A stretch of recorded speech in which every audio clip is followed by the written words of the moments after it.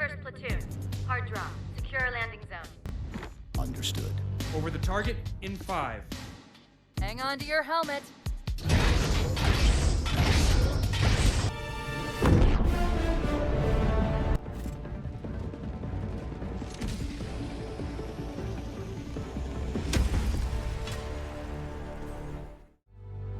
Welcome back, Grunts, to From ODST to Helldiver. In this video, we are going to go ahead and cover the vehicles of Helldivers 2. Currently, there are only 3, but rumor mill for several months has been that we will eventually be getting access to a tank. So for the time being, I'm going to go ahead and just cover the 3 that we have, and I will see you guys over at the loadout screen.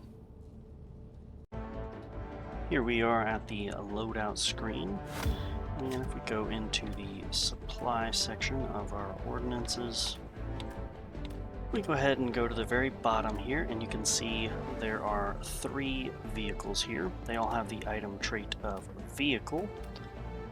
The Fast Recon Vehicle, or FRV for short, is essentially the Warthog from Halo, except instead of just having a driver and passenger seat and a turret on the back, it actually has driver side seat, passenger side seat, and then 2 seats in the back, and then a turret behind that.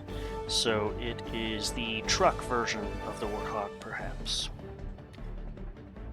It plays very differently from and feels very different from the Warthog in Halo, which some of you might think is a good thing or a bad thing. I'm kind of on the bad thing side of things, but that might just be my taste. But it drives a little finicky. It's got a couple of flaws with it, but it also has a ton of good things about it. It has a turret on the back. That's a huge win. You can provide transport for the entire team across the map. Also very good win. It's pretty fast, especially if you can maintain control. Very, very good if you're on one of those maps in the super cities.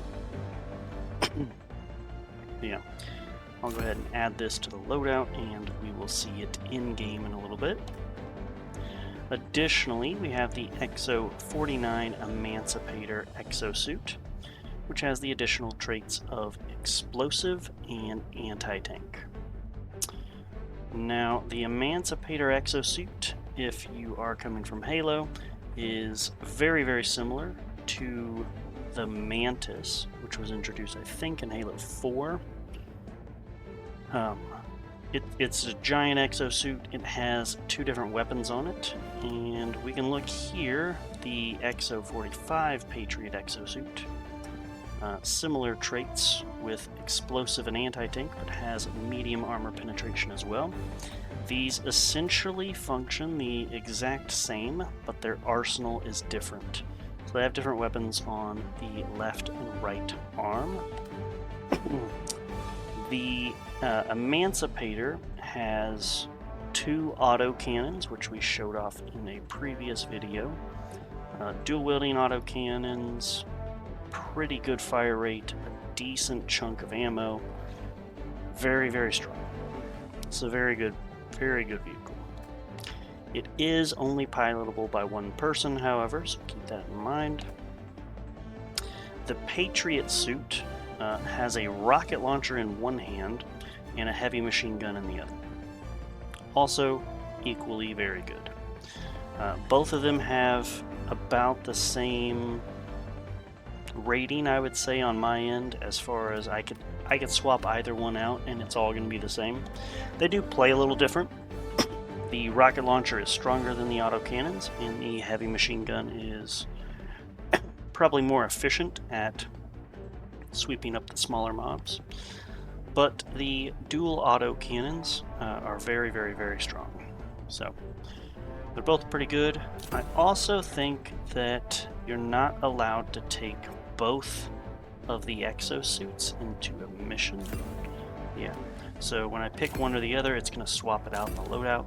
So keep that in mind as well. You can call in the FRV and an exosuit, but you can't call in both exosuits. and I think this is for balancing reasons. You have a cooldown of almost 5 minutes and a limit of 3 uses. And if you had access to both, you could use one until it runs out of ammo, and then swap over to the other, and then use that till it runs out of ammo, which would be about 5 minutes since you called the first one in, and just spin the entire game in the exosuits, which would be a lot of fun. It would be a lot of fun.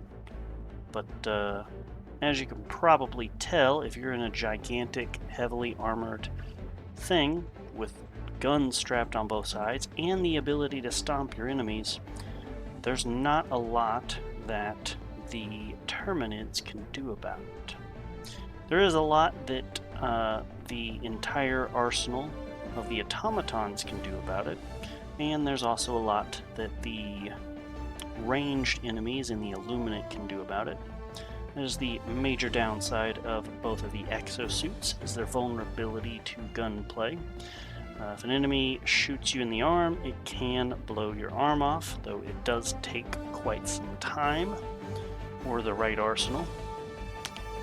But yeah, these things are very, very effective against the bugs, and less so against the other mobs, but they are still quite deadly no matter what enemy they're going against. They just tend to blow up a lot more when things can shoot at you than when things can't. Which I hope makes sense, guys.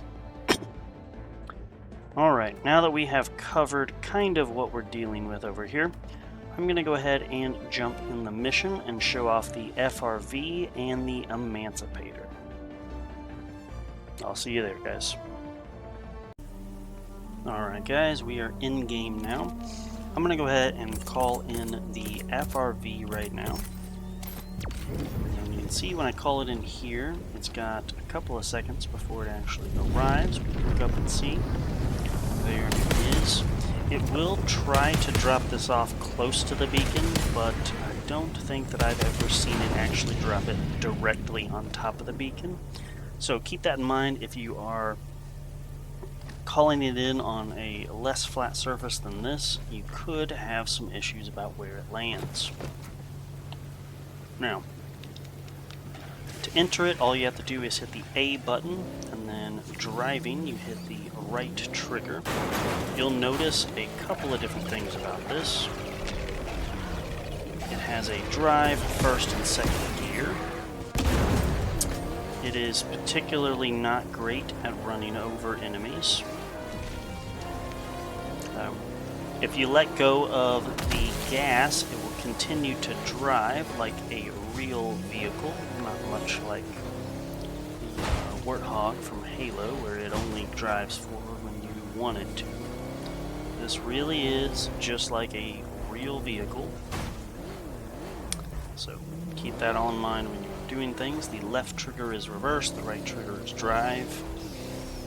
It does follow that. It does fishtail quite easily.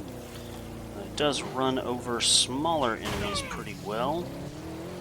You can see as I crashed into that, even at a slow speed, I took quite some, well, not quite a bit of damage, but I did take some damage, which you wouldn't maybe expect. Can damage yourself in this. And there are a couple of issues when driving this. For instance, if I were to crash into something, this rock, I can get hit.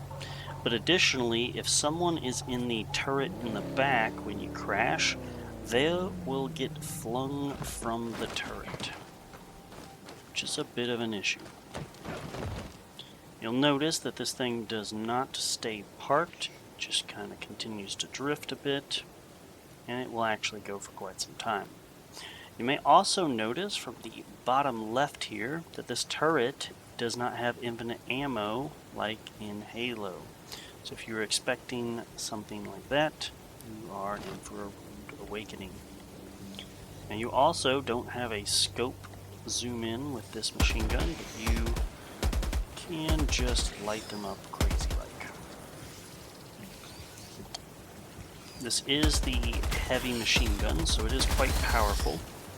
The recoil is pretty crazy.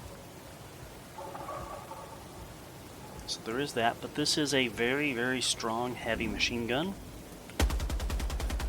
You can fire pretty wildly, try to be more accurate, and then when you're out, you will have to manually reload it.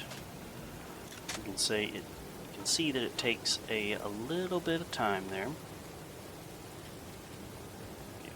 Machine gun's okay. You can enter the passenger side seat here and exit.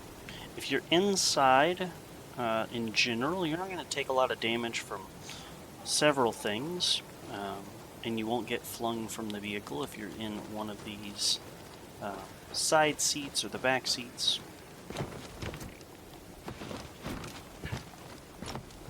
So that's pretty good news.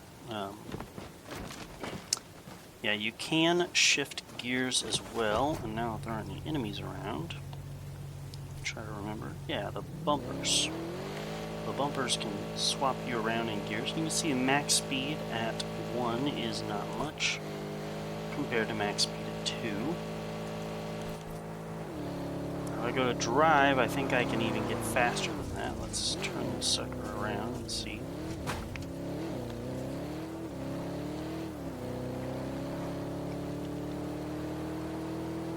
Yes, a good straightaway. You can see that I have achieved a huge speed. And the risk of such a high speed. You can absolutely blow it up. Now there is an additional thing to note. If you're coming from Halo and you're expecting similar behavior to a Warthog, there are a couple other things to notice about it that are less desirable than you might otherwise imagine. If it gets flipped over, you are a grunt. You are not flipping over a 2-ton vehicle. Sorry, it's not going to happen in this game. It can be quite a disappointment, but it is what it is. It makes a bit of sense, but, you know, it ain't Halo. Next up, I'm going to call in the Emancipator exosuit here. Show it off a little bit. And it's going to be very similar. It's not going to drop exactly on this, but you can see they are coming in. And the gunship will shoot at things while it's trying to drop this off. That landed actually very close to where I wanted it to. Sometimes it can be as far off as maybe over here. So it's never really precise, for me anyways. Now, this is the version of the exosuit that has 2 autocannons, 1 on each side. You have 100 rounds in both. They are full auto, so you can kind of wreak havoc. Such with this. This is very fun.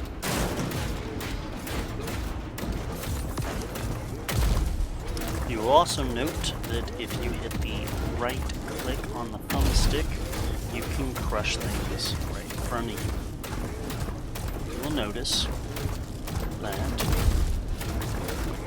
the range is kind of poor for crushing. They have to generally be right in front of you. It's okay.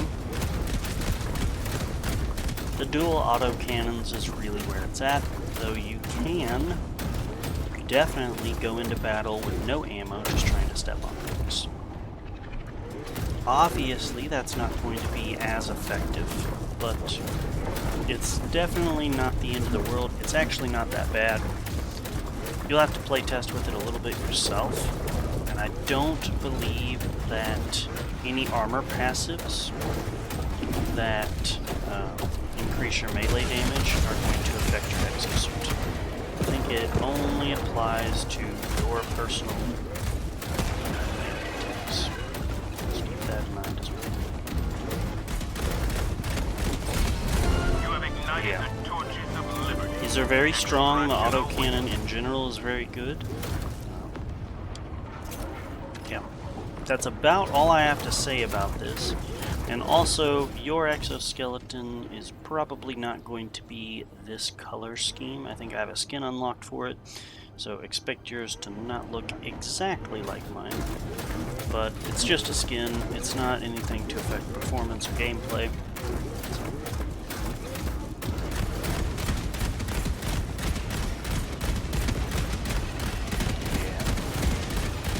Yeah, I had a lot of fun with these guys.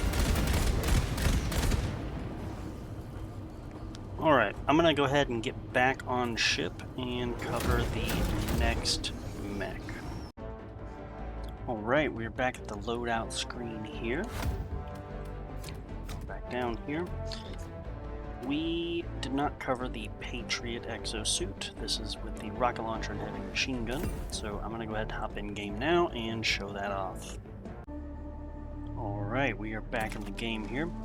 And I'm going to call in the Patriot exosuit now. We'll see if it gets called in directly where I called it at. Or if it's going to be slightly away. It's actually going to be. Alright. So as you can see here, we have both weapons, rocket launcher on the left and machine gun on the right. The, well, I guess it's more of a minigun. It's going to start revving up, and you can see it just kind of going crazy. Very, very effective. Still have the stomp ability. And if we fire out the left side, you can see we have a rocket launcher. Now the rocket launcher is a bit more powerful than the auto cannons, but you are limited. I think you start with 14 total rounds with the rocket launcher, which is maybe a bit disappointing. But I think the heavy machine gun, minigun rounds, is enough to make up for it. You can also see I can destroy some of the environment and make very, very quick work of these little mobs here.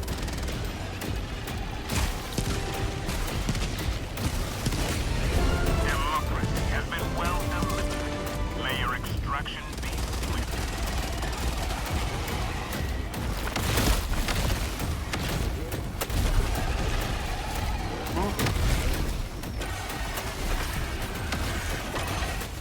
Now, we'll start taking damage if you let it, but for the most part, these guys aren't going to do too much this time.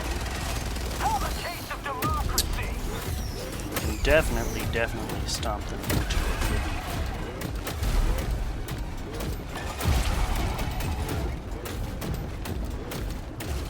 These things are very, very strong, very, very fun. But I think that's about all I have for you guys. Hold A to get in and A to get out. And that's about it. It should go without saying that you can't activate terminals and things from your mech. You're kind of in need of hopping out to do most things. So just keep that in mind as well.